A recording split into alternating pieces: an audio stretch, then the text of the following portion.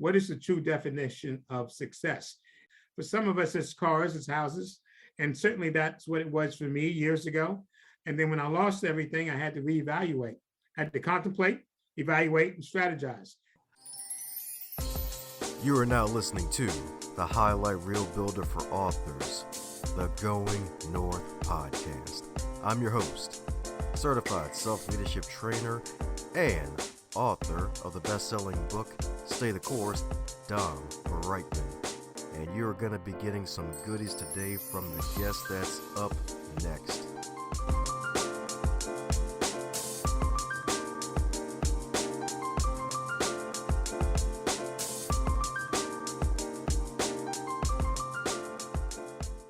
How's it going, my friend? I'm so glad you're tuning into the Going North podcast because I have some great news, folks. The show now has some wonderful merchandise, so check out the wonderful link in the show notes to tpublic.com/stores/Dom-Brightman and click on that link to cop some wonderful gear based off of my wonderful tagline, advance others to advance yourself, because we got it in t-shirt form, hoodie form, and you can choose whichever color you like. So if you want to get it in pink, green, black, white, blue, yellow, red, we got you covered for the whole rainbow, especially for t-shirts and hoodies and everything else. So check it out all in the show notes and rock this gear. Heck, even take a picture of this wonderful gear, shoot it to yours truly, and I'll post it on my social media and tag you officially as well as one of the fans of the show, and you'll definitely get a shout out during one of the episodes in the future. So definitely click in the show notes, cop some merchandise, support the show, and let the world know that you have an abundance mentality of advancement. Now let's get on with the show, and I'll say it now since I might not say it in the ending credits. Advance others to advance yourself. And today on the Highlight Reel Builder for Authors, known as the Going North podcast, you got one heck of a super special awesome human for you today, because my goodness, it's freaking Black History Month now, 2020 freaking 2, which is amazing, and we got one heck of a powerhouse for you today, baby, because he's also currently in the same city as yours truly, the host in the land of charm, crime, and crab cakes, because my man right here, serial entrepreneur and philanthropist with over 30 years, you heard that right, folks, 30 years, 3 whole decades of experience in commercial and residential real estate and construction management. And this gentleman right here is passionate about rebuilding underserved, distressed, and areas nationwide and giving back to his community through his scholarship at his alma mater at Virginia Tech. So let's give it up for the double B himself, Bart Butler. How you doing today, Bart? I'm great, Dom. How are you, man? Thank you for having me. Man, it's an honor to have you, man, because my goodness, man's got this awesome book, Redemption, highlighting your story, man, and my man's in the serial entrepreneurship, indeed, which a lot of folks, especially the brothers and the sisters, need some inspiration, some inspirational figures, you know, of the chocolate and caramel persuasion to remind them, hey, like, greatness is within your genes. Yes, yes. You know, I came from a family of entrepreneurs, and it was definitely in my blood.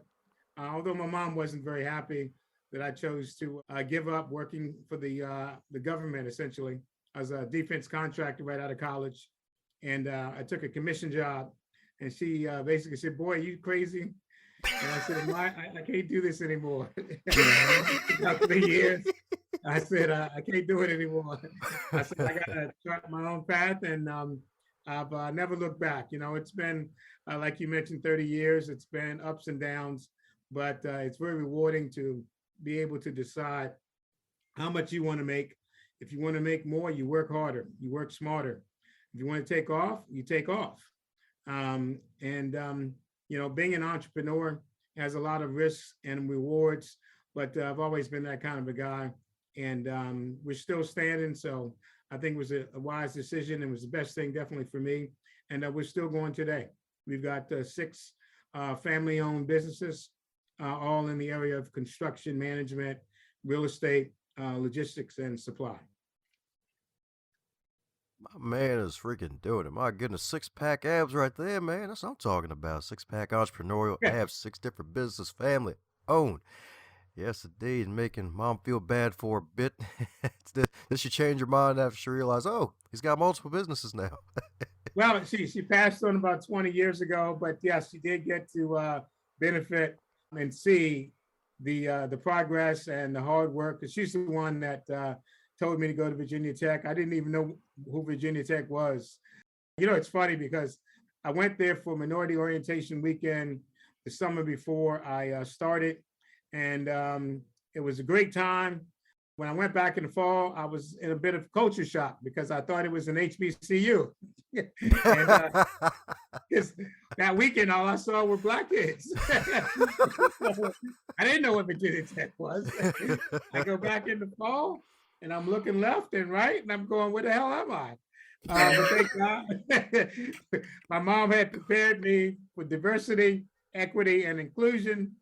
And it was a struggle at first, but I adjusted and was able to get through it and graduate with a degree in finance. Well, amen to that. Amen to that, man. So, well, as you know, with all introductions, they're not allowed to be 75 and a half days long. And I'm pretty sure I forgot a whole bunch of stuff indeed. So, mind filling in any cavities I may have missed about you in the introduction, my man. No, it's been very interesting road. I'm married. I'll celebrate 30 years next month, actually in March of 2022. I've got two great kids. That's right. Got a daughter, Sid, who's a Temple graduate, and my son, Mitch, who's a Cornell grad. As I mentioned earlier, he works on Wall Street, and my daughter works for an independent school in diversity, equity, and inclusion. So I'm very proud of both of them and looking for some grandkids one day. I don't think anytime soon, though. They're both focused on their careers. Yeah, don't blame them. Yeah, especially nowadays. Like, oh, yeah, yes, indeed. My kids, all right, 18 years. All right. They fly by, but they're still long, too. Exactly. For sure. Definitely. Yes, indeed. Yes, indeed. So, my goodness, happy father, and congrats on 30 years in advance, and congrats in 40 years plus in advance, too, for a long, prosperous life with you and your lovely wife. So, my man's created all this wonderful success, man. So, what really keeps you going with all of this, man? Because a lot of folks, they may start one company if they're lucky, and if it stays past at least 5 years, and then if they're lucky, it even goes even further than that, man. But you're able to have 6 different companies. What really keeps you going, man? I've got ADD.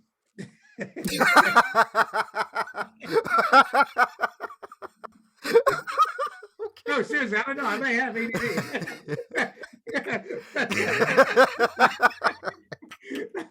I ask myself that question a lot. I can tell we're going to have fun in this conversation. I asked myself that question. It all started with financial services and working for Prudential out of college.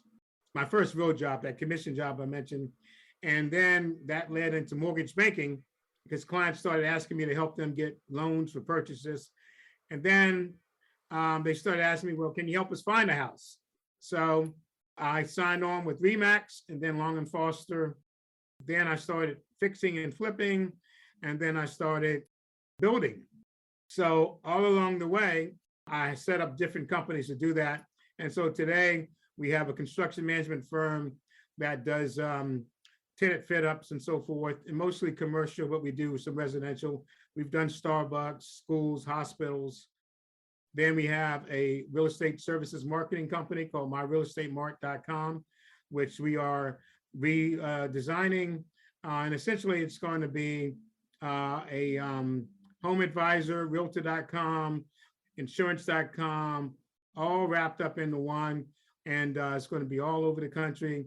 And look forward, early 2023, we'll do a debut. Maybe you have me back and we'll be finished. And the site's up now. We're totally redoing it and taking it national. And then we have a federally government SAM certified company that's WBE that my wife owns. I set it up for her. It does logistics. And we started out selling PPE, just like everybody else. When COVID hit, everybody started selling PPE. Well, we did too. And we immediately got some contracts. And then we transitioned into logistics and supply. and facilities management and maintenance. So now we do all types of medical equipment, office equipment. We have our Baltimore City, MBE, WBE. We have our MSDC, WBE, MBE, and we are doing business nationwide with that company as well. And let's see, that's 3. We have a permit processing company where we do building permits.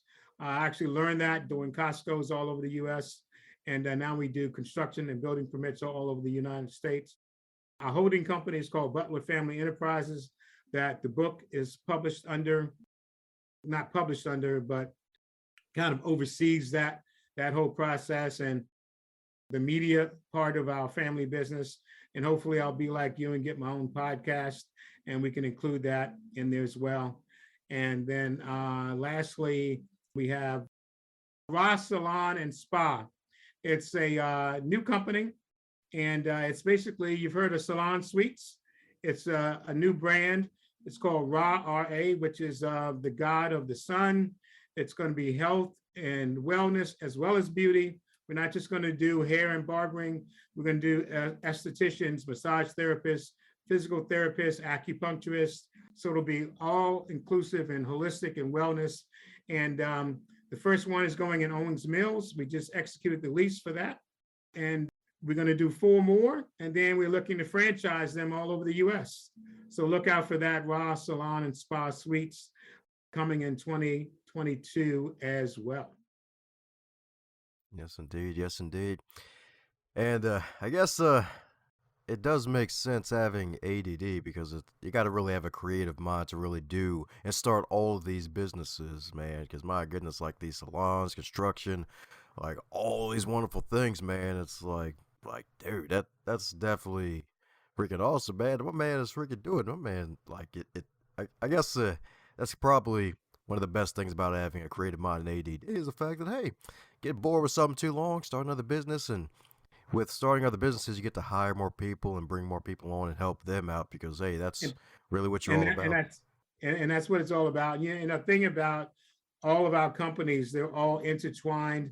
We have management agreements between each company, so that, you know, the construction management company, the real estate services company, the permitting company, the logistics company, they all support each other.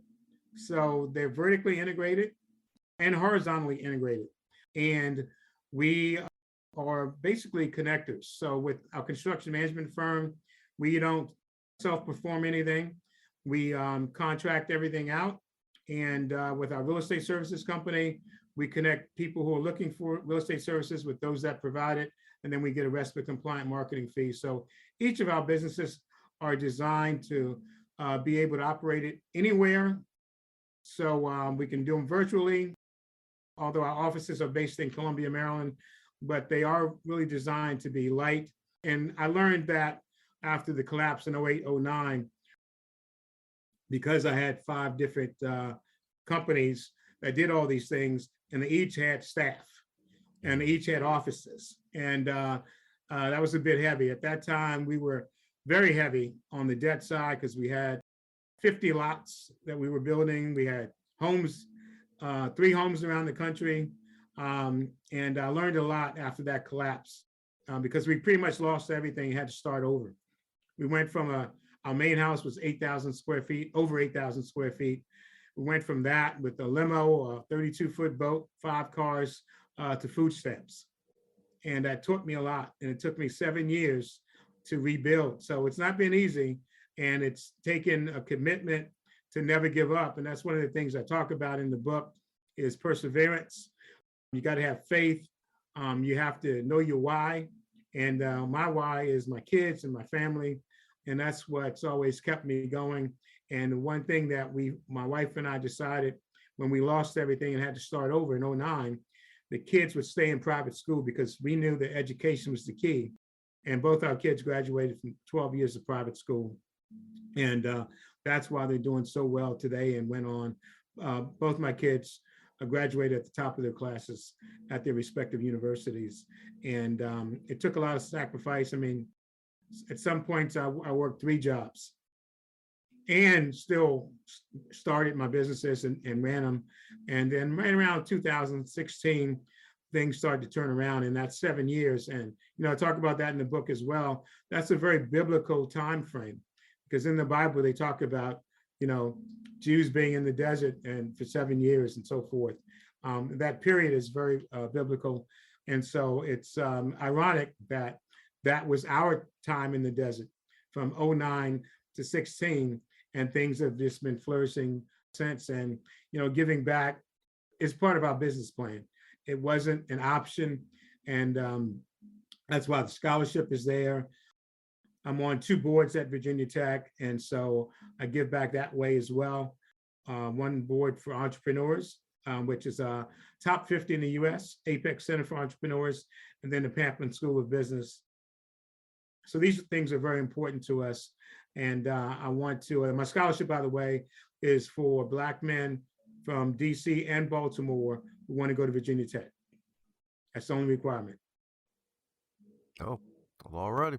So you heard that right, folks. So if you're a Black man in the DC, Maryland area, you want to go to Virginia Tech, contact my man Bart, man. I'm telling you, that's right. I'm going to need about 10,000 folks to show up in Bart's inbox. Small grants right now, but we're looking to make it larger.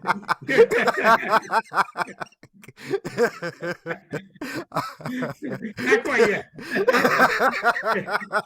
Give me a minute. I know the university be happy, like, hey, what the heck? Hey, what happened here? Like, I don't know, but you got 10,000 new students out of nowhere. I don't know what happened. They each get $1.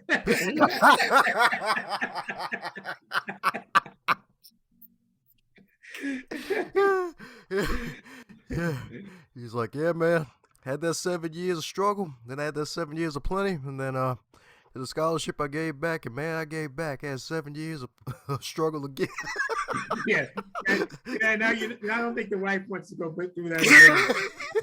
So we definitely want to manage and focus and do things the right way.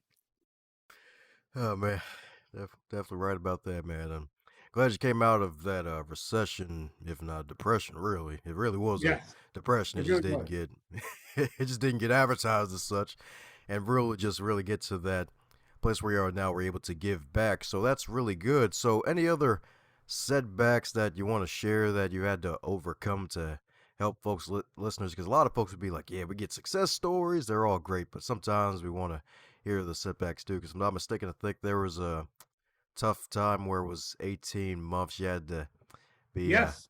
Yeah.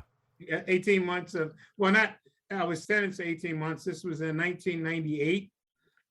It's insurance fraud. It was a very tough time.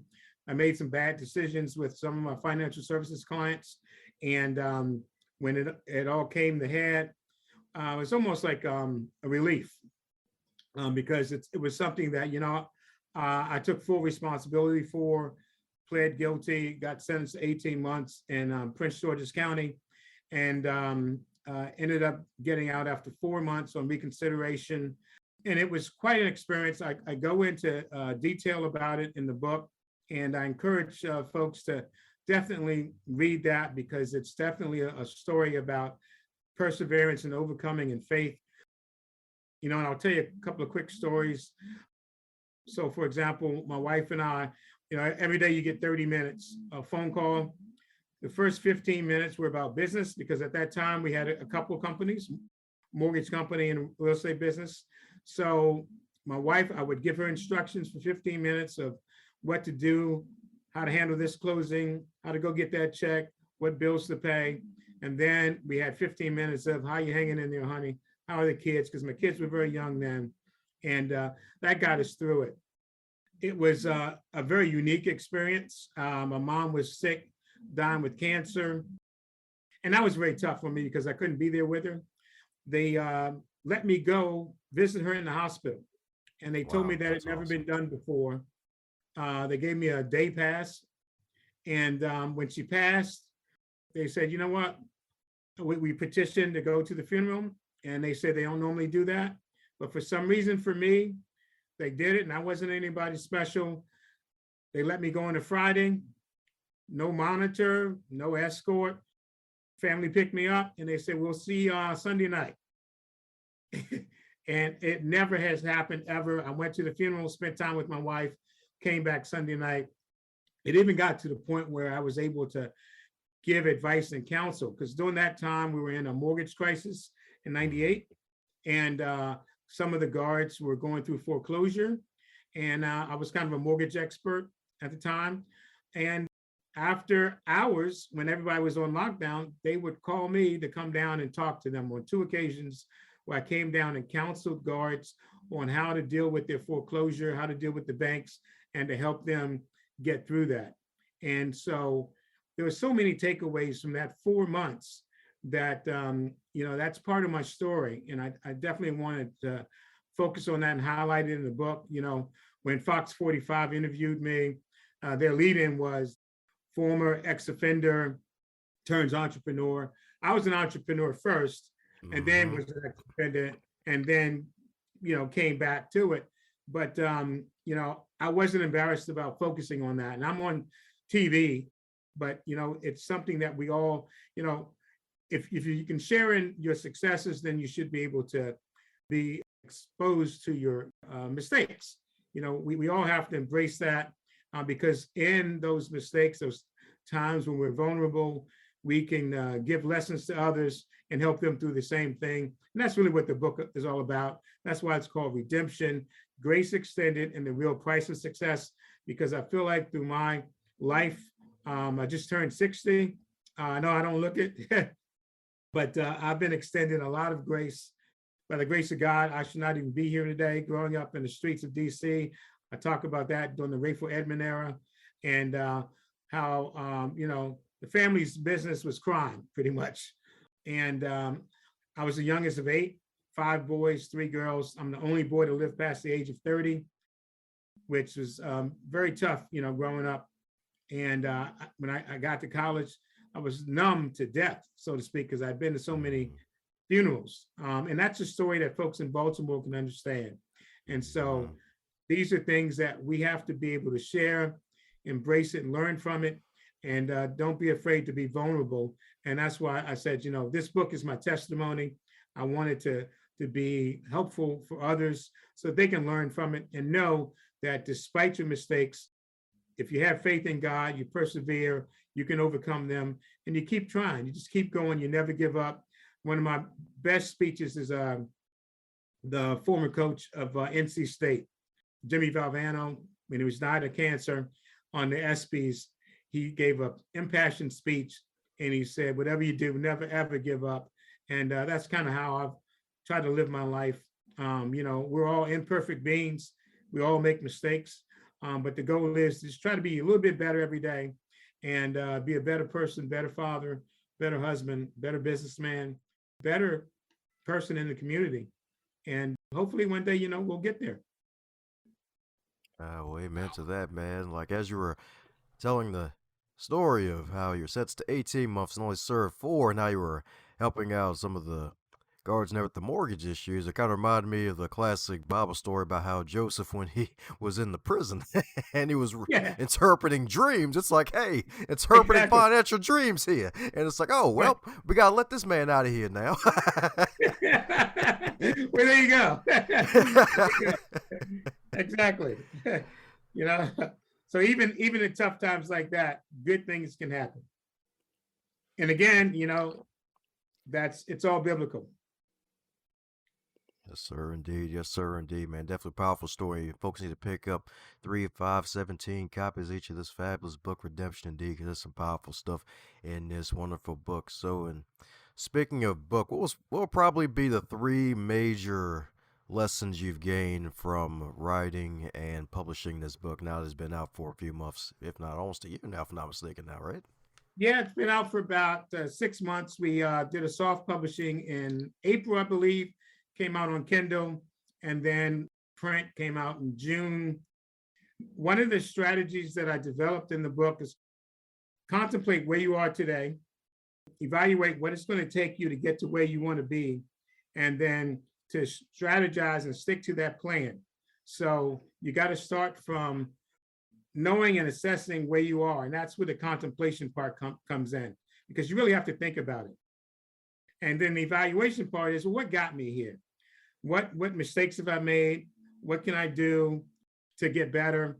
And then strategizing is, where do I want to go and what do I have to do to get there? So that's one of the strategies that we talk about in the book and that folks are getting excited about, because it does lay out a plan to go from being at the bottom to getting you where you want to go. And it's not always about material wealth or financial wealth.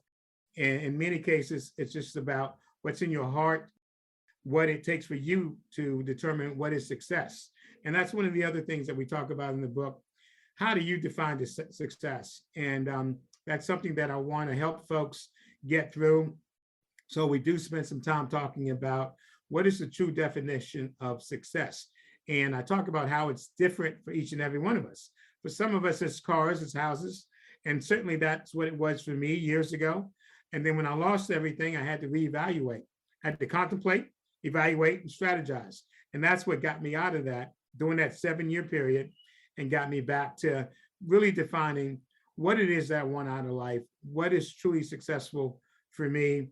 And that's, to your question, one of the second main lessons that I would say the takeaway, so to speak. And then the third would be to never, ever give up, to not let your past dictate your future. Don't let people judge you. You know, the Bible talks about not letting past mistakes judge your future. And sometimes people let the past get the better of them, and then they just give up, they quit, they check out. And so that would be the third thing that I would say that I stress in the book is never, ever give up. Just like Jimmy Valvano said in his ESPN speech, never give up, keep going, stay positive, and eventually you'll get there. Oh, yeah, that's right. Never ever give up, y'all. That's right. Don't give up, indeed. That's right. If you like freaking Shawn Michaels in the sharpshooter, Bret Hart style, WrestleMania 12, like you're going to get to that rope. Don't worry, you'll get to the rope. You'll get to the Yeah, rope, and then you'll break out and win the championship, baby. I'm telling you. That's right, indeed. exactly. You'll get there. I mean, you know, and look, every dog has his day if you keep trying. Yeah, That's right. That's right, indeed. Don't worry, you'll get the bone and the bark. That's right. absolutely. Absolutely. Oh, man.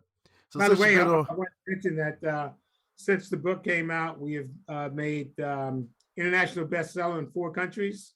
Um, and we're hoping to you know, through shows like yours, with your help, we can get there here in the US. But the book is starting to gain traction. Folks can find it on my website, which is the bartbutlerstory.com. You know, that's the bartbutlerstory.com. It's on Amazon. And but if you go to the website, there's a link that'll pop up. And then there's also links to all my other media. There's a press release on there. If folks want to have me come out to their churches or community groups, I'd love to come out and speak for free. Just engage folks, share my experiences and my thoughts, and just get vulnerable and just share life with them, because that's how we can all come through this and come out of this. You know, COVID has really had a devastating impact, particularly on our community. I see it every day, just driving around the roads, man. People are just, they're losing their minds. And we need to talk about it. We need to engage. We need to talk about things like mental health and how this has all impacted us, especially Black folks. And I want to just do a small part. So I'd love to come out and chat with groups, small groups. It could be 2 people, it could be 200 people. It doesn't matter. Ah, well, amen to that. Amen to that, indeed. And you mentioned mental health. So, what do you do to keep yourself sane in the land of insanity that it seems like that may be going on in some parts of the world? Yeah, well, you know, I love spending time with family. Um, but for me personally, it's every day I start out with devotion. It's very quick, but there's a scripture or 2 that kind of sets my day. My nephew, Mo, who was a minister, he and I share that every day. And it's a real blessing for me. And so that kind of gets my mind right. And then one of the other things that I do is at some point in the day, I turn off, I unplug. I cut the cell phones off. unplug from social media, and then I just try to engage my wife, and then just be in time with myself and time with her, and then just disconnect because you know that's one of the problems that I see in today's culture is that we're too plugged in. People have too much access to us between social media and your phones and this and your tablets, and that keeps you from spending time with yourself in your own mind. I think we all have to do that. We all need to have some devotion time, whether it's if you're a Christian, Muslim, Hindu, whatever your faith is, spend time in devotion and meditation and prayer. And I think that starts to get your mind right because this is a crazy world that we're in right now, and you can just see it every day. Look at what's going on right now with these trials that are going on, and we had the Rittenhouse trial a little while ago, and the trial of the people in Georgia, and the January 6th riots, and all the strife, the crime in Baltimore, where we live. What do you call it? Triple C? Bread cakes.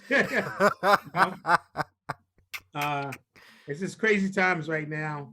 And, one other thing I would point out is that I would encourage everybody to mentor, to reach out, reach back, and bring somebody else along. In our community, there's that old theory. You're probably too young to have heard of it, but it's called the crab pot theory. You know how you get crabs in the pot and one tries to get out, and then one grabs it, trying to get out on top of the other one. Well, we have to do the opposite of that. We got to help each other. We got to reach back and help another brother out, another sister out, and that's the only way we're all going to overcome and get through this. Yes, indeed. Yes, indeed. You can definitely say that again, indeed. Yeah, because definitely don't want to be crabs in the barrel. Heck, even remind. Because when you brought that up, it actually reminded me of a meme I saw a few years ago where a dude said, "You know what? I had a bunch of crabs in the barrel, but I let them all out at once." And then it showed all three of them in a circle with their claws up saying huzzah because they all were out at the same time. Yeah, you got to manage that process a little better. Yeah, exactly. It's like, hey, that's the power of helping each other out. It's like we're all out together. So don't be crabby. My nephew, he played football for University of Maryland, and when he graduated college, he had a tryout in the league, but didn't make it. But he talked about how a bunch of his friends made it, and their motto was "We all eat." So one makes it, they always look to help out another one and do what they can for them. Doesn't mean that you have to carry them, but if there's an opportunity that you can share with them, you do that. And I think we all have to have that same attitude. Oh, yeah, that's right. When one eats, we all eat. That's right, folks. That's right. Don't be giving folks that mushroom treatment, y'all. I'm telling you. Don't do it. Don't keep them in the dark. Have them feeding on stuff. That's right, indeed. That's right, indeed. So, actually, you know what? Speaking of eating, I'm going to drop this one on you. So, since books are food for the mind, especially your book with all the inspirational stories and wonderful techniques and tips you can take out of it, what food item or meal would you consider your book to be and why? Let's see. Well, considering my Creole roots, my mom is from New Orleans. I would say it would be gumbo, because gumbo is. I hated it as a kid growing up because I called it junk soup because it literally contains everything. I mean, chicken, crab, oysters, shrimp, okra, and so my book has a little bit for everybody in it. Whether you're a corporate CEO or you are a guy who grew up in the hood, or a guy that's incarcerated, or a guy that's broke on the street, or a guy that's looking for some help, or a rising entrepreneur. The book has a little bit for everybody, and that's how gumbo is. So I would say that would be, that's how you would compare my book to a food item. And by the way, I think gumbo is great now. I love it. I just had to grow into it. There you grow. There you go. Grow into your gumbo, y'all. Great question, by the way. Oh yeah, thanks, man. Exactly. It's like, hey, yeah. And one of the main things here, featuring authors getting to sell copies of their books. It's like, hey, you know what? People like to eat, so you know what? Get them to think it has a particular food item, describe it. Like, you know what? You're like, I never thought of that. I do need to pick up this book. So, hey, definitely got to pick up this gumbo right here, y'all. And it's going to There you be go. it's going to be like a wood burning stove size pot of gumbo in this book, Big y'all. old pot of gumbo. Exactly. And guess what? You can freeze it when you're done with it for the day and throw it out and come back and it'll be just as good. A week, a year later. Oh, amen to that. Amen to that indeed. Well, we're coming down to the magical question that every guest gets to receive, and that is if you're to wake up tomorrow and you're 25 again, but this time you're in the current year of 2022 with all of your knowledge and experience, what advice would you give to yourself? Wow. 25. I don't even remember 25. There are definitely some, it's tough because there are some decisions that I definitely would not make. I do some things differently, particularly with those decisions that are made that got me incarcerated. But at the same time, the lessons that I learned from that are part of who I am today. So I would probably tell myself to be careful, think before you leap, and make sure you weigh the pros and cons of each decision that you make and do it with faith and your spirituality and Jesus Christ in mind, and let that be your guide. That's exactly what I would tell myself. And then whatever happened after that, it's God's will. Oh, yeah. That's right indeed. That's right indeed. That's right, God's will indeed. Powerful stuff right there. Definitely powerful stuff right there indeed. Because sometimes you have no idea where you'll end up when it comes to God's will. That's it. Be careful what you pray for. Oh, yeah. Oh, yeah. Because you'll just might get it. This is my good. I used to tell this joke, back when we were, in 2008 and 9, and prior to that, when we were flying high in real estate and had the big house and all that. And obviously, I was traveling a lot, working a lot. My kids were young, and my wife used to, complain a little bit about me not being home. I did make my kids games and stuff like that because that's a priority.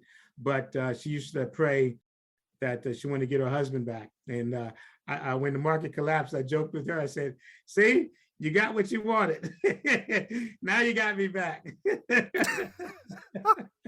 So, you got to make light of these situations. Be careful what you pray for.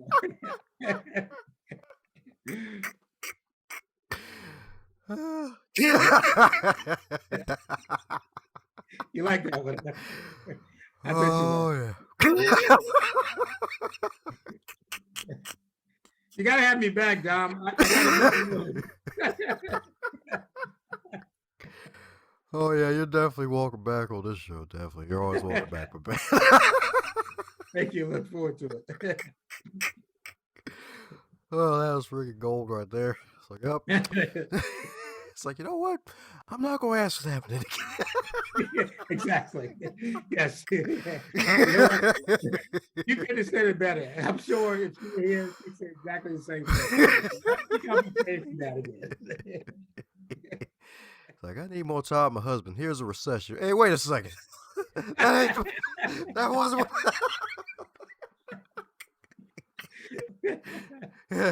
Be careful what you pray for. Yep, because God does have a great sense of humor. Yeah, he does. Absolutely. Absolutely does. Oh, man, that's freaking gold. Well, for those who need to keep in contact with the mighty champ himself, the mighty Bart, with all the stuff that he's doing, heck, maybe even if you decide to do a follow-up book as well, what's the best way for folks to do so? I would say go to the website, www.thebartbutlerstory.com. It's got all my contact information, has press release there. It's got the bio of the book. You can buy the book from there, link to Amazon. And every time I do a podcast or a TV interview, I'll put that there for folks to link to. And of course, if you want to donate to my scholarship at Virginia Tech, or have me come and speak to your group, all that information is right there on the website, thebartbutlerstory.com. That's the best place to catch up with me. And if you want to just chat about, if you got some kids that need mentoring or group that I can talk to, I'd love to do that. I want to be a resource for the community.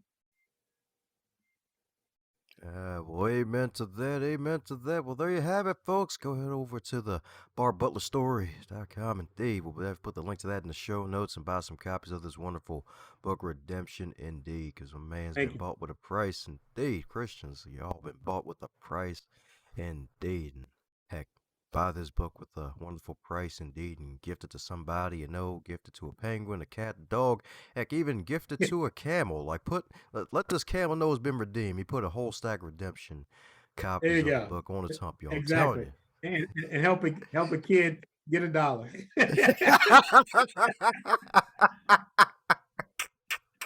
That's right. Yeah. If 10,000 black men apply to be in Virginia Tech for the scholarship, you $1. know what happens. We know what happens. Like, wait a second. Y'all weren't interested before. Like my man Chris Rock said, can I get a rib? One rib. One rib. One bone. So folks, buy my book, please, so I can get you $1 later. These 10,000 people Dom just sent my way.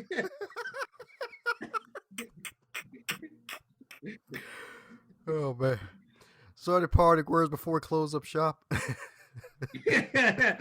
No, I just want to say thank you, man. And let's make 2022 the best year ever.